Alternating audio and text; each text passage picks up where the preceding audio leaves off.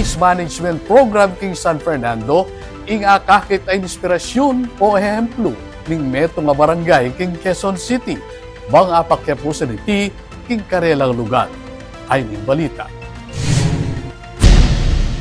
Binisita la king siyudad ning San Fernando inyang August 13, reng opisyal ning Barangay Immaculate Conception, Quezon City para king benchmarking activity kaugnay ning best practices king ecological solid waste management. Sinalubong king delegasyon ning barangay apani muna ng Barangay Captain Ramon Salas, dina Mayor Vilma Caluwag, Vice Mayor Brenz Gonzales, Councilor Harvey Kiwa, Acting Senro Maria Teresa Doble at City Tourism and Investment Promotions Officer Ching Pangilinan, king Executive Building Heroes Hall. Keti, dinake ng doble reg strategy at ing lokal na ordinansa ning syudad may resulta king matas a waste diversion rate. Tinukyan niya itining pang magbisita king Central Materials Recovery Facility, king Barangay Lara at king Village MRF, king Barangay Malpitik. Pepa salamat siya Salas ating kayang grupo king mapaling pamananggap dareng manungkulan at king